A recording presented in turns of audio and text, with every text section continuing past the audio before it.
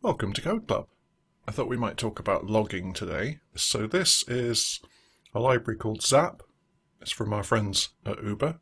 It's primarily aimed at fast logging, I think is the point of this, isn't it? So it's not like we can't log. It's in the standard library, and we have other popular log libraries like Logrus, which lets us do a little bit more. So why would we use Zap? Possibly for performance, isn't it? So let's take a look at the README. So first thing they say is how to get it. That's very useful. We have a quick start, which is great. I love it when a README has something like this, don't you? It's much more helpful than making me read all of the Go docs. So this is good. And they're saying, in contexts where performance is nice, but not critical, use the sugared logger. It's fast, but not as fast as the sugar-free version, presumably. So we create the new instance of the logger. I presume new production that this is some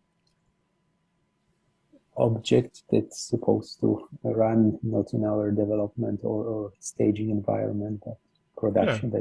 That's my guess from the naming convention used here. Yeah, that's what I thought too. It looks like some kind of constructor, doesn't it? And the fact that there's a new production, as you say, sort of implies there might be new other things, new staging or something. Don't know what that's about. Maybe we can find out. Let's put it in the Department of Mysteries for now. And we're getting two values back from that, aren't we? Something that we're going to call logger and something else that's ignored. We might make a guess error about that. Yeah. And we would never really do that, would we? No, definitely not. We're not at home to ignoring errors, because if we're going to ignore them, why return them? To save ourselves a bit of code. But this is an example, so clearly what they're implying is you would normally check this error. So assuming that there isn't one, what happens next? So we are deferring the flushes buffer if any. So once we are returning from this function that we have this code inside in, then this sync will be executed. And then we are creating the instance of the logger, which we've named sugar. So I presume it's a kind of type of the logger. Okay, so the next line gives me a clue that could be some info level. Yeah, what is a sugar? Is that the logger? Because I thought we had the logger. Don't we have the logger? If we have the logger, why do we need the sugar? Is that we might have imagined that you just, if you want a sugared logger, you just get one, right? New sugared logger, something like that. Yeah. It sounds like they're saying you can get some logger and you can log to that in a sugar-free way. But if you also want to do some sugared logging to it, you can do that by calling its sugar method, and it will give you a sugary version of itself. We're guessing, but this sounds plausible, doesn't it? So yeah, and you said you can call info. That's unusual spelling. Looks like a typo, doesn't it? Yeah. But fine, Yeah. We can guess that this is the W is for writing, I guess. So info and, well, Jakub, you go ahead, see what you can make of this. Yeah, so then, so it looks like we are, sending some, this string with information that we failed operation, but I don't know if it is printing out, like when I see first time this code, what it does. I just can presume from parameters passed to this function. Yeah, that's okay, and that's exactly what we're doing, isn't it? I mean, this is the skill we're practicing, is to take some code that we never saw before, we have no idea how it works, and we want to work out what can we figure out just from looking at it. And that's not only useful because we have to do that sort of thing all the time, especially with third-party libraries, but when we're writing our own code, we can sort of be keeping Code Club in the back of our minds, can't we? And thinking, so when Jakub is reading through this, Yes. is it going to make sense to him? Or should And I it's choose a very name? helpful, yeah. Yeah, should I choose a different name or something? I like to do that. I have a little virtual Code Club in the back of my head, and it shouts out at me saying, no one will understand that. It's meaningful to you, of course.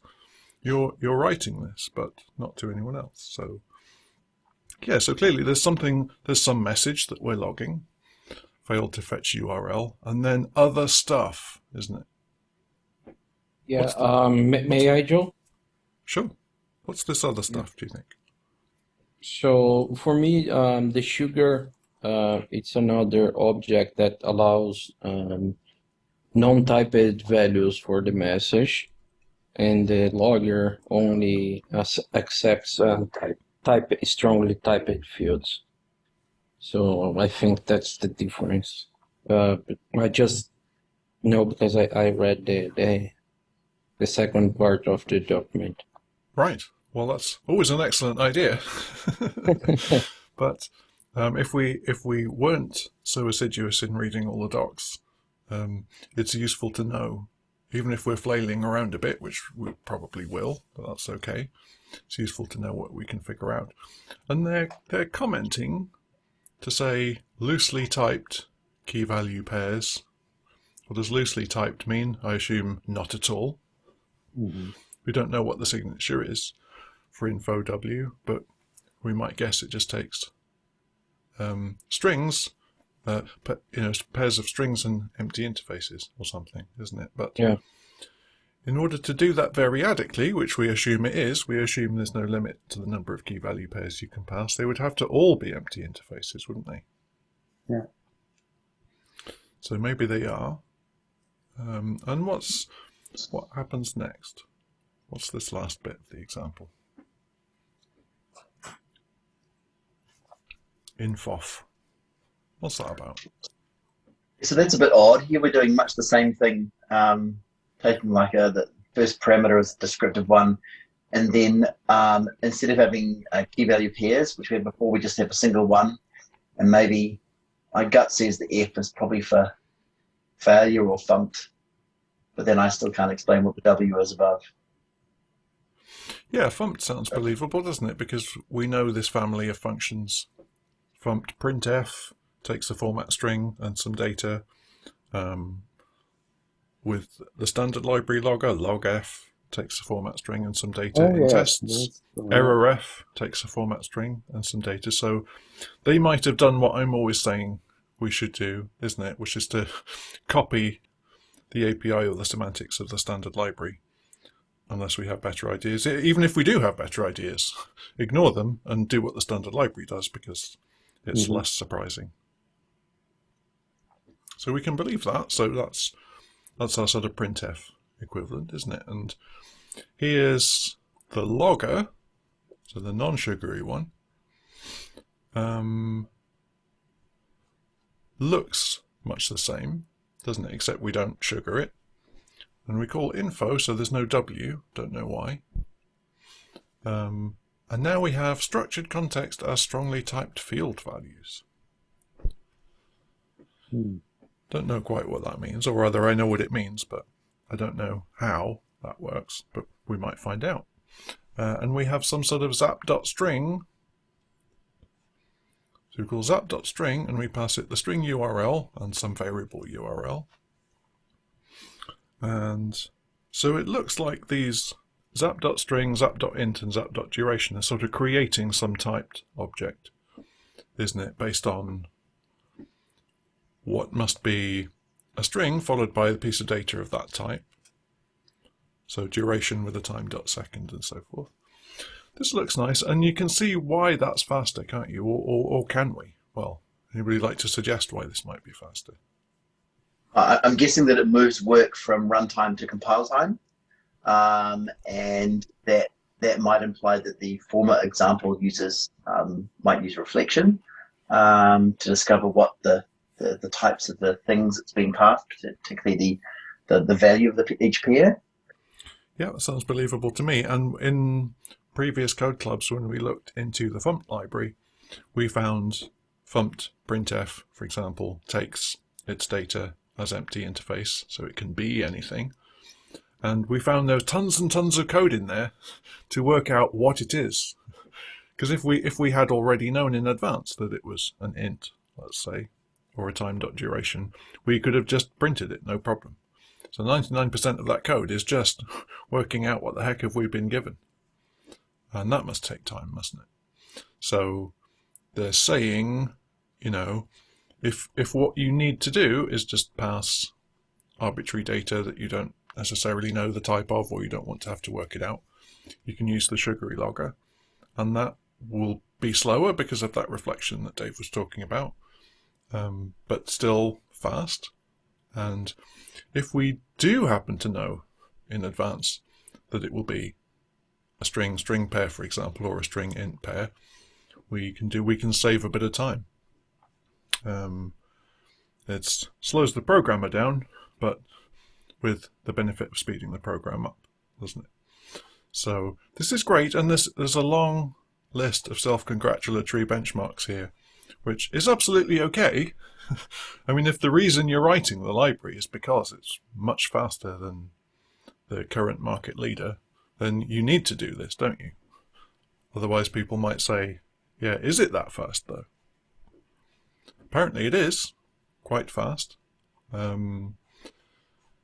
compared to standard library log, which they don't seem to do, but compared to logrus, it's 3,000% faster, or 30 times faster, we might say, isn't it? And significantly less memory pressure, so fewer allocations, presumably less memory allocated. So that's great.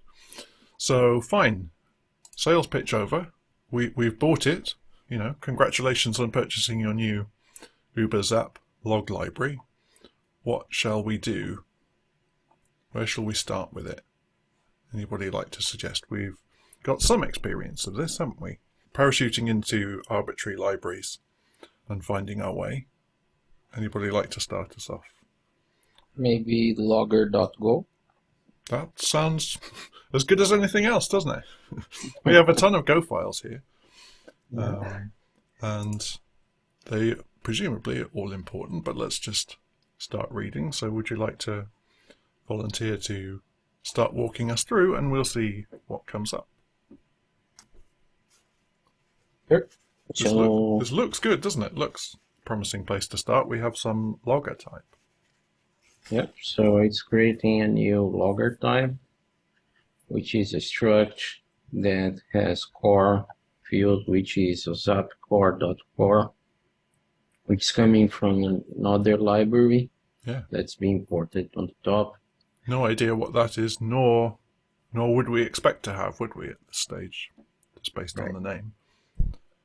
And then declare development and add colored fields type bool. No idea what it is yet. Maybe the add color is the runtime color from the function to know who called. Could be. No. But but we're all right with not knowing, aren't we? Because this is very, very often the case when we're reading a piece of code. We read something which we know what the Go code says. You know, we understand this is a struct field declaration of type bool, but why? That's what we don't know. You know, we don't know what this is for, but we wouldn't necessarily expect to. Maybe it'll become clear later. So it's important to be relaxed about this, I think, isn't it? And not get too hung up on, like, I can't move forward until I've understood every line completely. You know, that just won't happen. We'll have to sort of busk it a little bit, and we'll hope to find out later on something which resolves that puzzlement. If not, we might have to circle back and just say, can we figure it out a bit more? Or maybe it just doesn't matter. You know, there are lots of things which don't matter, aren't there? It's really useful to be able to, and this comes with experience, to just be able to read through and go, don't care about this, don't care about that. I know that's irrelevant. I'm focusing primarily on what's the bit that does the stuff. You know, I want to be able to quickly separate out, this is admin, this is paperwork. this is actually business logic. I'm interested in this. So that's great. So yeah, carry on. So yeah, it declares a couple of other fields, name, error output, add stack, color skip, and clock that we still don't know or what's used for. Maybe we could look at the clock type, which is a local type, which is another variable. Don't know if it's important, or you can just scroll down. Yeah. So that was the type, and now we have something that looks like a constructor, doesn't it? Yep. Let's go ahead and read through this.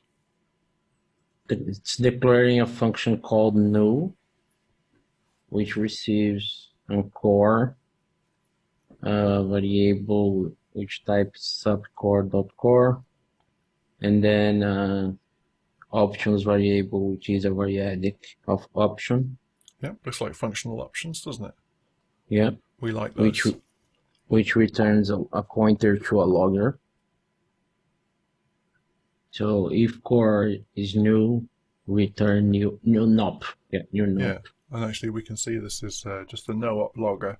So it's just, we could imagine that's useful in tests or something, isn't it? You don't actually want any logging to happen, but the logger still needs to be there, so we just create some logger that ignores everything you send to it. Yeah, including the add sync, it's IO util discard, so I'm pretty sure you are right. So it creates a new log. It creates a variable with a new logger and set the core, the error output, choose standard error, add the stack, which I don't know what it is, and the clock and system clock, and return a function log with options. So it's a function of options. Yeah, there's a few interesting points here, isn't there? So what's this zapcore.lock, do we think? I won't hover over it, so that probably give it away. Should we try and guess? What, the thing that we're passing to it might be a clue, mightn't it? I'm guessing it's to ensure there's only one process, function, go routine, or whatever writing to standard error, so you don't get garbage coming out the other end. Yeah, something like that, isn't it? Because os.standard error is effectively a global variable, isn't it? Well, it is literally that. So anytime we're doing anything with it, we could potentially be having a data race with someone else who's trying to do the same. So we can guess zapcore lock is something about that. Yeah, it wraps whatever it is in a mutex, so fine. What about this system clock? That's kind of interesting. Why do we think a clock is important in logging? Don't we have a clock? Maybe the system time zone is different for the system. Yeah, but time zones be time zones for sure. But we can still use the system clock and just change it to whatever time zone we want. Although, of course, all logs should be in UTC. Nothing else even makes sense. What if you're on Mars? You know, we are on Mars and logging a bunch of stuff, I'm sure, on the Perseverance rover and others and orbiters. And I'm sure their timestamps are in UTC, aren't they? They won't be. I'm sure there are Martian time zones. You know, you can correct me on this, but they're also irrelevant, aren't they? Just as irrelevant as Earth time zones. So does this? So it's some what looks like global variable. Should we just look and see if it's where is this defined? It's on the struct. If you go in the main struct, there is a clock there. We can guess what it means. It means the system clock. So okay, this is fun. So we have a clock.go. We have some interface. What is the interface? Well, it's the method set now that takes nothing and returns a time.time. Seems like the sort of thing you'd need with a clock, isn't it? And here's an empty struct that satisfies that interface by having a now method. And I can think of two interesting things here. It's a lot of ceremony to go through just to get the current time. Yeah, So it really is. if we've got an interface, there must be a reason to replace this. And two things come to mind. The first one is you have some sort of simulation system where you don't actually want the current time, you want the fake time as determined by some sort of simulation of your Go program. That's a great point. If you use the Go playground, there's a fake time there, isn't there? Oh, right. Okay. It's always 2009, I believe. Yeah, but in this case, it's using the original time, so what's the point? Yeah, we haven't seen another implementation of this yet, have we? And we know there's no point having an interface unless you have more than one implementation, unless you just like writing interfaces. I'm sure some people do. But let's append that to the stack of mysteries, and we've seen new NOP, new production. Okay, this is useful because we called this in the example, didn't we? So let's give somebody else a turn who's not read so far. Michael, how about you? Right, so new production is a function that takes a variadic number of options. Yeah. Right. Returns a pointer to a logger and an error. And actually it returns a new production config. Mm-hmm. So whatever is returned by new production config dot build and the options that we gave it in the first place. That's right. So we're saying that if you call new production config, you get something, don't know what, but whatever it is, you can call build on it, and you can pass it the options that we got. It returns a config. Suppose that's reasonable given the name, isn't it? So if we have some config, then we can call its build method to build a logger from it and some options. So great. So new development, similar thing, except development config, probably some local host related stuff there. And what else do we have to? So this is all sort of building stuff up. So I feel like it might be fun to try and find where the logging happens, isn't it? You know, we know there must be somewhere in here where your log line actually gets written. So could we find it? Maybe we have an example program or something where we can find the call to log and we can just click through. There's an example. This is using Go's built-in executable examples, isn't it? Anybody ever written one of these? No, neither have I. but we could do. Yeah, I've seen this in the Learn Go With test. There is a how-to, and they talk about it there. I've done a couple exercise. Just a shout out for the excellent Learn Go With tests. Anybody who hasn't seen that should go look at it. And it's essentially an example is like a test, isn't it?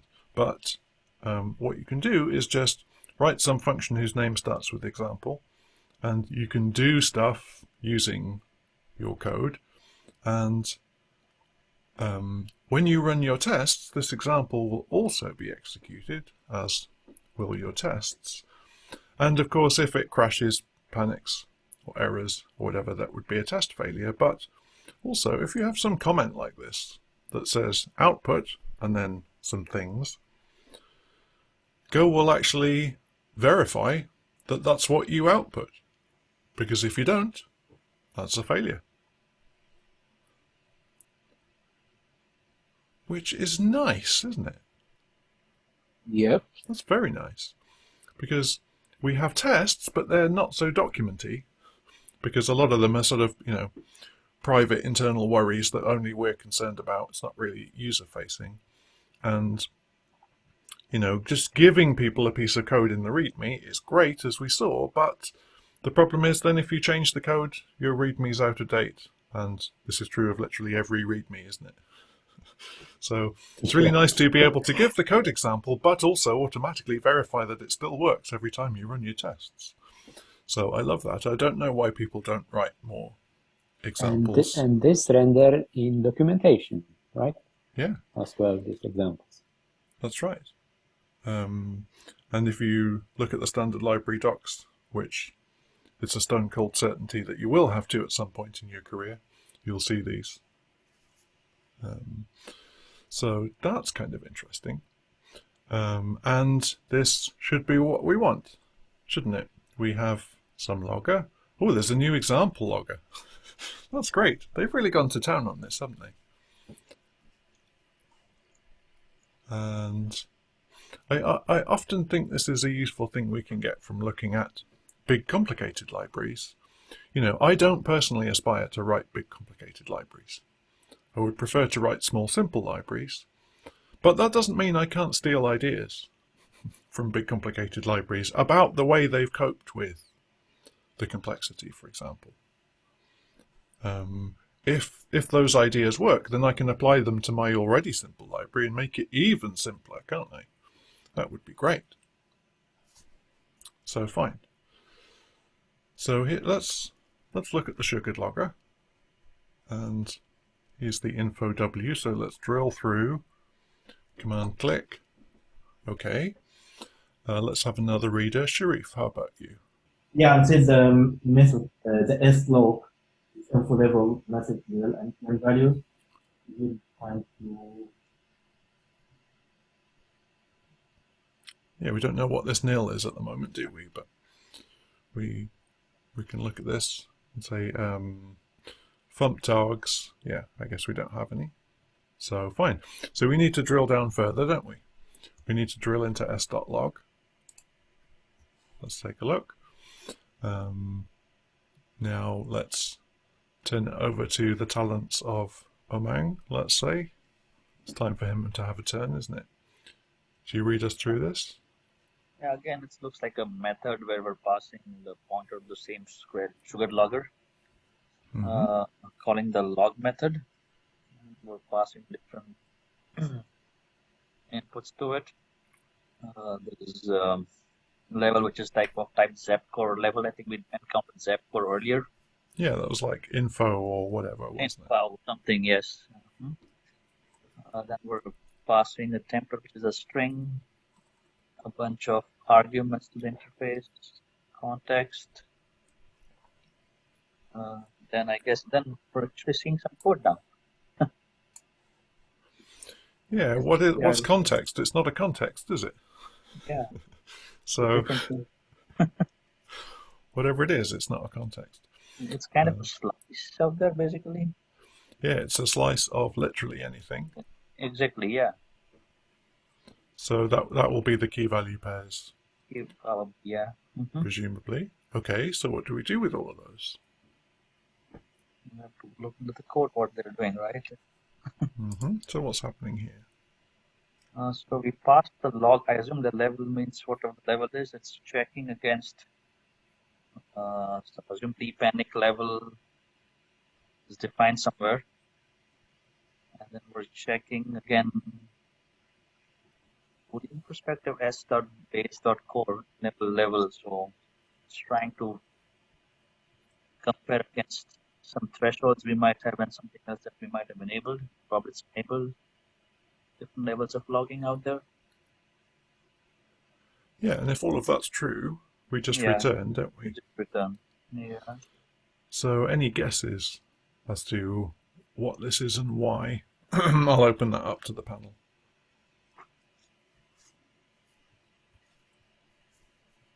It's described on the comment, right? Yeah, well, explain it to us then. Like if the log level is disabled, it means it should not log anything. So it's not going downstairs where it's doing the string formatting. Like to save CPU usage, probably. Yeah. So if we start in the middle of this long if expression and work outwards, we're saying we know what S is, that's the logger that we're on. That has some field base, which is something. We don't know what, but you can call its core method to get something. We don't know what, but you can call enabled on it to ask if the level is enabled. So that sounds like we could imagine that we have more than one logger, couldn't we? That's possible, and you might have a similar setup for all of these loggers. So maybe that's what the base thing about is like. Set up all of that basic config and then produce a bunch of different loggers based on that. So it's saying like, if the level that we're trying to log at is not enabled, then of course don't do anything. Whatever it is we would do would be a total waste of time because we're just not logging. So definitely don't do anything unless what? Because there's more here, isn't there? The level is bigger than deep panic level. I don't know what's deep panic. Yeah, but it sounds like that is some level, isn't it? You can imagine, different, probably when it's panicking, right? Different log levels from nice to know to, a debug, nice to know, important, urgent, critical, world ending, and panic level. So I think this is what it's saying is, we're logging stuff unless this log level is not enabled, unless the level is panic, which is kind of always enabled. Or maybe you can disable panic logging, but it has no effect because we'll always log it regardless. Mm-hmm. That makes sense to us, doesn't it? So what's next? Yeah, so we're defining a message, which is the output of a get message call. We pass the template and the fmt args that we're passing about to the method. Yeah, any guesses as to what that's doing?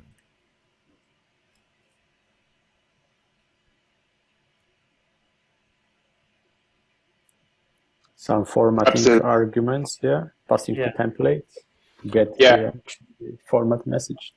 Yeah, that's a bit of a giveaway, isn't it? That it's taking the template string and the formatting arguments, not the context though.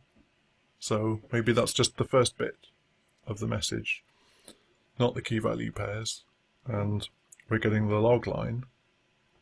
So okay, we have message, so what's next? Yeah, so again, it's interesting when we're doing a check basically to some s.base method check. We're passing in the level which is coming to the method and the message we just got above. And I'm checking it's not nil. And we write, and this is where we're using sweeten fields context. Interesting. So it's trying to make the fields better. Adding more context out there. Yeah, we may need to get the magnifying glass on this a bit. Yes. So first of all, this is an interesting construction, isn't it? Not everybody will have seen this before, I think. I can remember being puzzled by this. What's happening here? Anyone care to explain? Ignore it looks what very much like the semicolon implies and. So if the first parameter is, let's say, reads like an and to me. That's my instinctive feel. I think it's more of a then, actually, or maybe that's a better way to phrase it. Is it really something you should put a second line then? Yeah, we're familiar with sort of, if it wasn't for that bit, this would be straightforward, wouldn't it? We're all used to comparing things with nil. We do that all the time. So what does it mean by putting some statement in front of that, and then a semicolon, and then the expression? I will say you are I was going to talk in Portuguese. You are just setting the variable at the if scope level, and then you do the comparison, and after the if, the variable doesn't exist anymore. Yeah, that's right. And effectively what this means is this is a plain old if statement, and we could imagine putting this bit first, couldn't we? Just set the CE variable, whatever it is, and then, is it nil? Okay, do this. But we can combine these by putting that statement before the expression, semicolon, to make sure it doesn't crash into the expression. And as you said, Thiago, if we declare some new variable in that statement, which we absolutely could and do, then this will be scoped just to the if block. So that already gives us a clue as to when we wouldn't want to do this, doesn't it? If we need that CE afterwards, well, too bad. We won't have it. But this is a pretty common pattern, isn't it? It's like we're going to set some variable, check its value, do something conditionally, and then just throw it away. So anytime that's the case, we can do this thing. But I think this can be abused, because I can remember being very puzzled by something which was like this, where it's like variable equals function call, which takes some func, and then stuff here,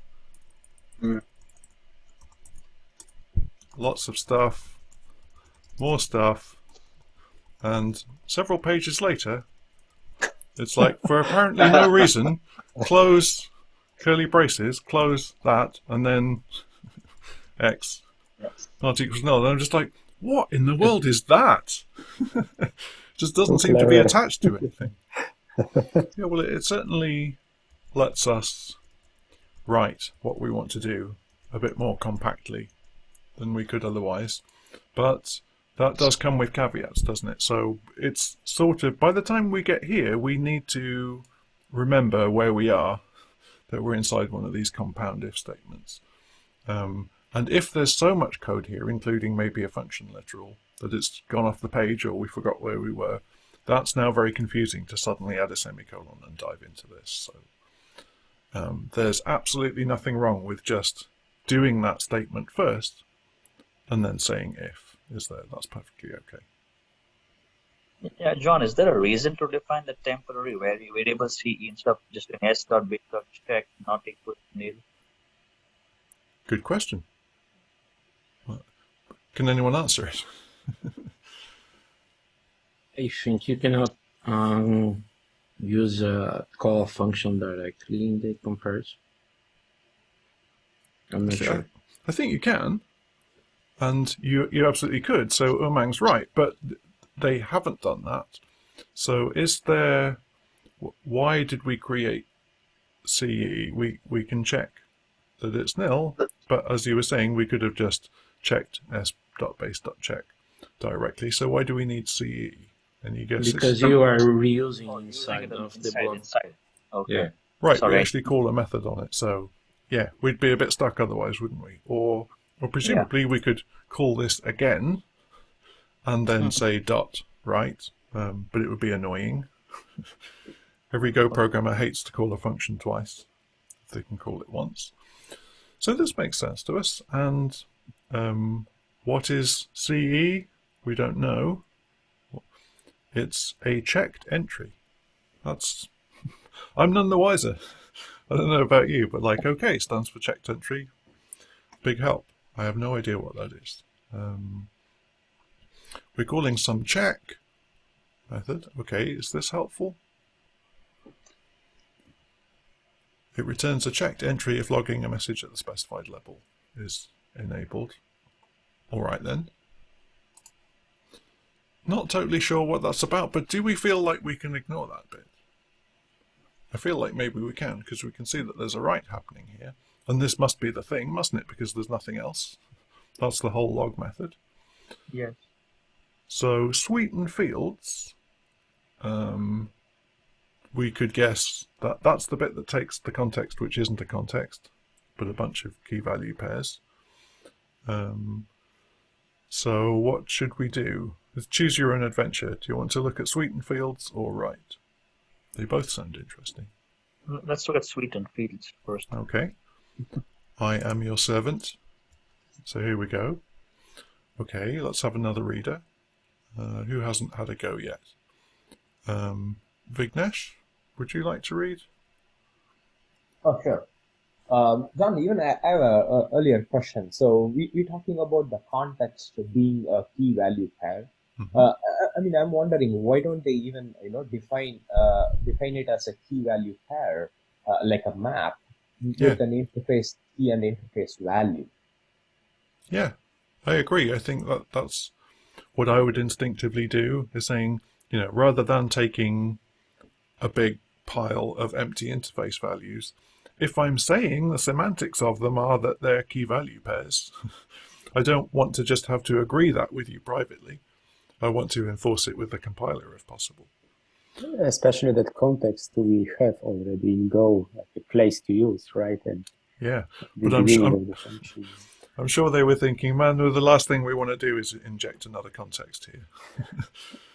We're also. I think that the reason for that is if you think of the context, the general context of what we're doing here, we're calling some function, our logging function, from somewhere else in our program, and the logging module doesn't understand what that is. And that typically is a grab bag of key value pairs that are not already in a map. And so the point of using this interface structure here is it means that we can skip making a new map, putting all the stuff into it, passing it to a function, which immediately discards it. Yeah. And probably, wild speculation on my part, as a result of doing this, the compiler can just go, oh yeah, things over there, pointers, mumble, pass them through, and we probably end up with no allocation is done. Like, to me, that looks like a very good reason to do this. Yeah, I think we avoid know taking stuff that we already have in memory, turning it into a map, passing it to a function, which then unpacks it, uses it, and discards it immediately. And this way, we probably just pass around pointers to memory that's already allocated. Yeah, I mean, basically, everything we're saying is performance, isn't it, really? And we know we're looking at a library which is precisely about doing something straightforward, which everybody can already do, just faster or less memory. So that seems reasonable. So, okay. Does that help? Yeah, definitely. Okay, so it's basically not to cast or declare a map every time somebody wants to log, rather they can send whatever it is. Is that right? Yeah, we're just sort of being lightweight, aren't we? So what do we do with these args? Then first we check the length of the arguments. If it's 0, then we just return nil. Yeah, that sounds like performance optimization too, doesn't it? If there's nothing to do nothing instantly. Yeah. Then our whole job here is to return a slice of field, isn't it? So we need that slice. So we better make it. No good just declaring a variable of type slice, because that would be a nil slice and we couldn't put anything in it. So we need to use make.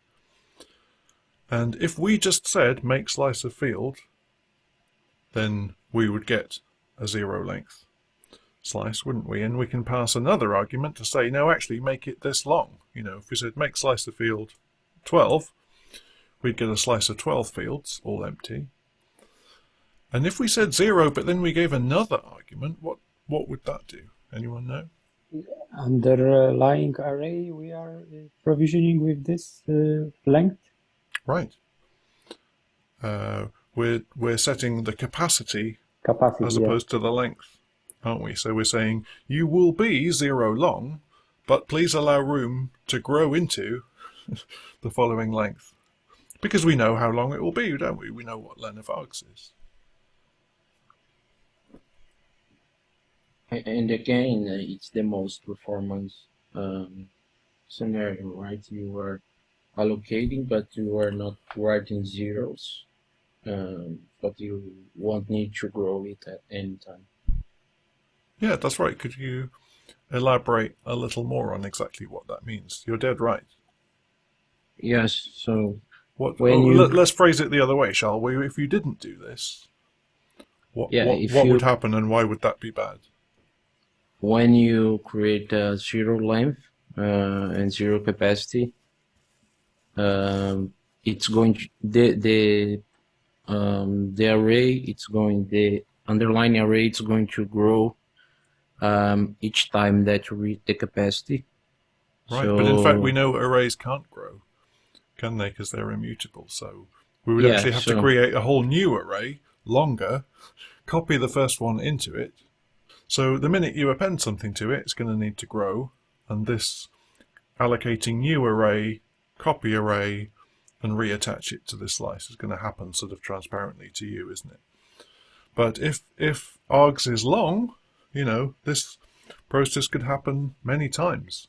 There's many more memory allocations and array copies, and that's very convenient. We love that. If we don't know how long the slice is going to need to be, that's perfect. Means we don't have to. But if we do, we can bypass all of that stuff, and Uber definitely wants to. Yeah, so we are declaring the variables, and then we are Don't know what that is, but maybe we'll find out. Yeah. So then we are looking through basically x times until the len of the number of arcs. Yeah. Okay. Then we have the. How come we're not using range here, by the way? Because if we just want to do something once for each of args, that sounds like a range loop, doesn't it? Yeah, exactly. Why are we writing this 1970s style for loop? Something unusual about it. We can't be clear whether the first element is a field or whether it's actually a pair, and we can't tell when we get to the end of the list, the if you like, the final, the end of our parameters, whether it's a pair or not. So we have to go stepwise, piece by piece, and check its state, decide what it is, and if it's good, we consume it. If it's not, we panic. And if we get to the end of the list and we're one short because we got a pair, but we only have the key of the pair, then we also need to panic. So effectively, we don't know the type of the elements in the list, and we're kind of cheating. We're kind of cheating here. Okay, but without prejudice to that, what's unusual about this for loop? Or for statement, let's say. Doesn't have an increment. Right. In the same statement, they have a I++. Yeah, we normally see this, don't we? Increasing so the increment is going to happen in each time we have a case statement, and we're going to see some cases where we can increment by 1, some cases when we can increment by 2, and maybe other cases where we can't increment because there's an error. But yeah, exactly. It's clever, sneaky and clever. So range would do exactly this for us, wouldn't it? So if this is what we wanted, we would definitely be using range. I'm sure they're aware of it over at Uber. They seem to know what they're doing. The cars turn up most of the time anyway. So the fact that we don't have that, if we're to do anything at all, then as Dave said, we must be incrementing I somewhere else, mustn't we? And we'll find out maybe. Mm-hmm. But yeah, that's right. So we're starting at 0, and then what do we do? Okay, so then we are trying to take this I element of the slice, and then checking if we have the type of the field. Yeah, what is this? What's happening here? So we are assessing if we have if this element of the slice on the position I is the type of the field. Correct? This is called a type assertion. Yeah. So by putting field in parentheses after here, we're saying I assert that this value, args I, is of type field. If that's the case, so by asserting that, if it's true and it really is a field, then we will get the value as a value of type field. That's f. And the OK variable, which is bool, will tell us whether or not that worked, won't it? Yeah. So this because it might not be clear. OK, correct? Is this name for this construct? Yeah. Exactly. Yeah, it's very common to do something and return the value and OK to let you know whether it was OK, just like sometimes we return the value and error. So can we, so in the case where it is okay, and therefore we have f, and now it's a field, we can append it to our slicer field, which sounds like the right thing to do, doesn't it? Yeah. Here's that secret increment that we knew Yes. had to be there. And then we are back to the beginning. yeah, of by the- saying continue, we mean go to the next iteration of the loop. So don't continue this, ignore all of that, but just jump straight back to here, and now I will be the next I. So what's this about? What does it mean? Well, what's the alternative, we could ask, isn't it? This is handling our unsugared logger first, where we're passing strongly typed elements because we know what they are, and we want to avoid any performance penalties. And then once we've done that, exactly down here, performance is nice, not critical to use sugared logger. Yeah, we can look at our example, can't we? So this was the unstructured stuff. Yeah. It's just random data of whatever type, and it could be those. So it's having to do the type assertion to say, actually, is it one of these? Is it a zap.duration or something? I think that's what's happening, isn't it? Yeah. Because if it is, great, we don't need to do any more reflection because the programmer kind of did it for us, didn't he? Oh, yeah. So yeah, that makes total sense. So it's like if you very obligingly passed me one of my predefined field types, then great, my work here is done. I can just append it and move on. And that's fabulous. But if it's not the case, then we're going to have to do more. And I don't think we have time because we're kind of at our time. But this was quite interesting, wasn't it? We found some cool stuff in here. And we didn't really think we were going to get through all this in an hour, but that's okay. You can carry on at home. You can go and find this on GitHub and have a look yourself, and you might find all manner of interesting, intriguing, puzzling, suggestive, and fun bits inside there. That's kind of why we do this, isn't it? So It's really helpful, yeah. yeah, any closing thoughts, questions, reflections, or just complaints before we close for the day? Valuable to read other people's code. Yeah, Mm. that's always true, isn't it? No more reflections, please. Yeah, sometimes the value of reading other people's code is just thinking, well, I'm not going to do this. You know, it's like if I understand what they did, then maybe I don't want to do it, but maybe I do. Or if I don't understand what they did, maybe it's just because they did the right thing, but in an unnecessarily confusing way, in which case I won't do that. But maybe it just means there's something I didn't know or didn't figure out, in which case it's really worth my time to think about it a bit harder, isn't it? So it's a nice way to learn. So thanks very much to my panel for being here. It's been a super help. And we will be back next time with another Code Club. I'll see you all then. Goodbye. Thank you. All right, thanks. Thanks a lot. Thank you, bye.